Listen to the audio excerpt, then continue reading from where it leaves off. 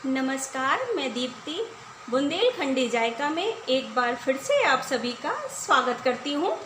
आज मैं बुंदेलखंडी जायका की किचन में लेकर आई हूँ बंगाल की फेमस डिश कह लीजिए, रेसिपी कह लीजिए, या वहाँ का फेमस नाश्ता बोल लीजिए, मसाला लूची।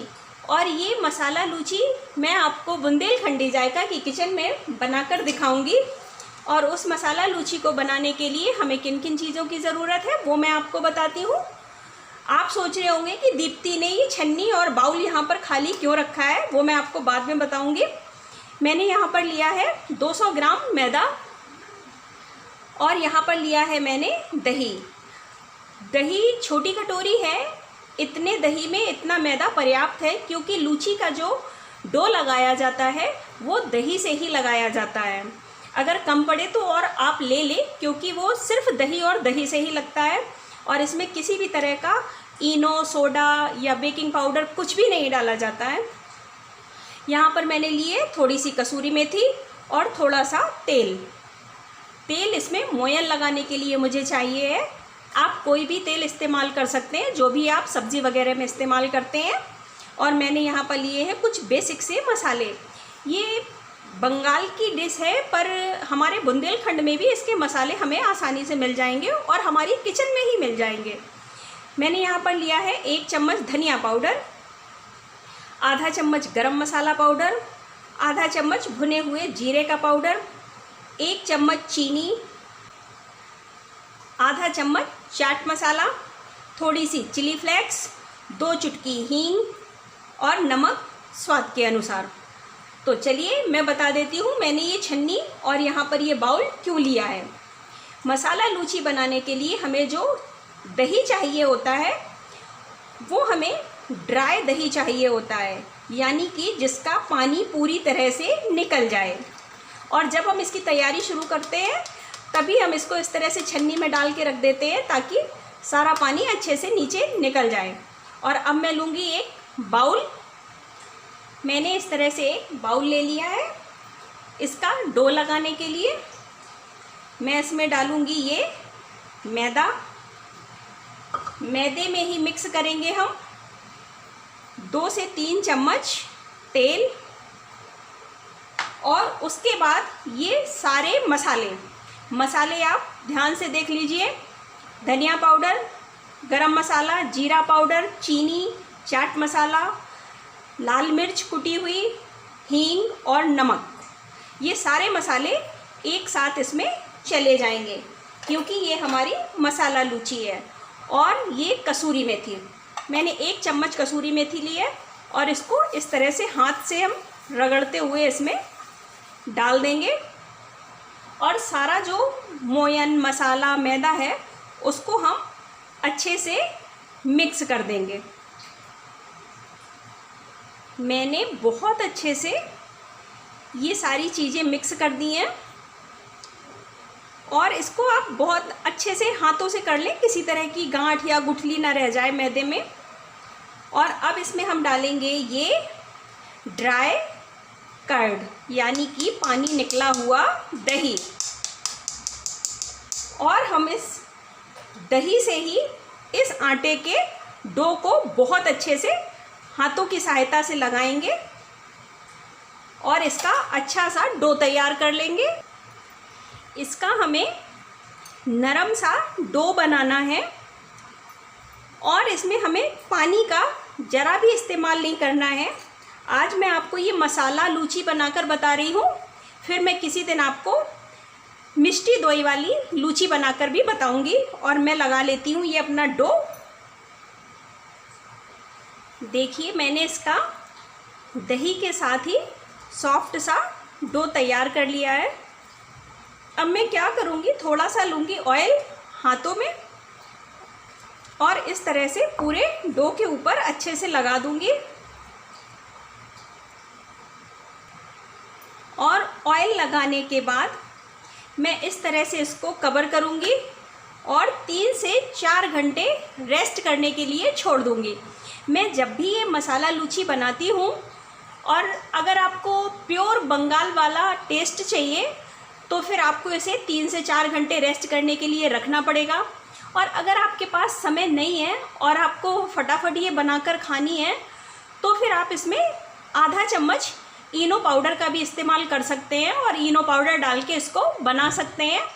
पर मैं तो यही कहूँगी कि आप सुबह उठ जाइए, सबसे पहले अपनी लूची का ये डो बना कर रख दीजिए, उसके बाद बाकी काम कीजिए और जब तक हमारे नाश्ते का टाइम होगा तब तक ये हमारा आटा जो है लूची का ये बहुत अच्छे से सेट हो जाएगा और हमें बिल्कुल परफेक्ट लूची मिलेगी नाश्ते में।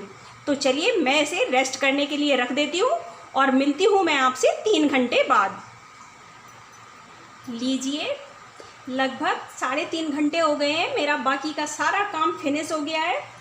और अब मैं दिखाती हूँ ये लूची का जो मैंने डो तैयार किया था वो कितने अच्छे से सॉफ्ट हो गया है। ये देखिए, सॉरी ऊपर हो गया था थोड़ा सा, ये देखिए कितने अच्छे से हो गया है ये डो। अब मैं बनाऊँगी इसकी लूची। तो देखिए इसकी लूची कैसे बनाते हैं। जब तक मैं लूचियाँ बनाऊंगी तब तक मैं यहाँ पर पैन में अच्छे से तेल गरम कर लूँगी। और ये डीप फ्राई ही होती हैं, इनको डीप फ्राई करके ही बनाया जाता है। तो चलिए हमारा तेल जब तक गरम हो रहा है तब तक मैं यहाँ पर लूचियाँ अपनी तैयार कर लेती हूँ। मैंने ये जो मसाला लूची का डो लगाया है इसको हम इस तरह से अच्छे से चिकना कर लेंगे और इसके मैं इतने साइज के पेड़े बना लूँगी। और जब भी ये लूची बनाई जाती है तो इसमें किसी भी तरह का सूखा आटा या मैदा कुछ भी नहीं लगाया जाता है। हम इसको इसी तरह से बनाते हैं। थोड़ा सा हम इनके ऊपर तेल लगा लेते हैं और थोड़ा सा ही तेल हम अपने बेलन पर भी लगा लेंगे जिससे हमें इन्हें बेलना है।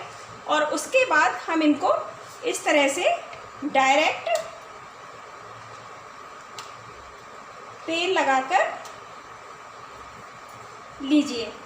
इस तरह से हमें अपनी सारी लूची बेल लेनी है और इसमें सूखा आटा नहीं लगता है, ये इसी तरह से बिलती है और पतली बनती है। इसको मोटा नहीं बनाना है, हमें इसको पतला पतला ही बनाना है। और मैं क्या करती हूँ, मैं जितने भी हम कैंडिडेट हैं घर में, मैं सारी लूची उसी हिसाब से बेल कर इस तरह से रख लेती हूँ और उसके बाद हम तेल को गरम करते हैं क्योंकि ये बहुत ही गरम तेल में सेकी जाती है। इसको हम डालें और निकालें तो तेल भी गरम होना चाहिए और हमारी लूची भी अच्छे से बनकर तैयार होनी चाहिए ताकि हमें गैस को बार बार बंद ना करना पड़े।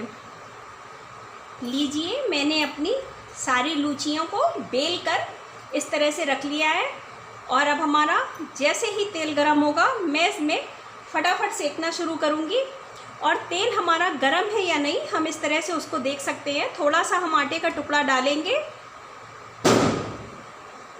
और अगर वो इस तरह से तैर कर ऊपर आ जाता है तो समझिए पूड़ी सेकने के लिए हमारा ये तेल बिल्कुल तैयार है।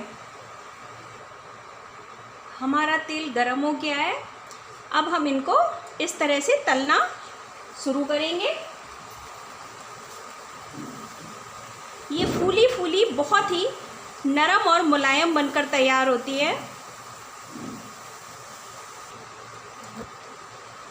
और जैसे ही ये दोनों साइड से सिक जाए हम इसको एक प्लेट लेंगे और इस तरह से साइड में निकाल लेंगे।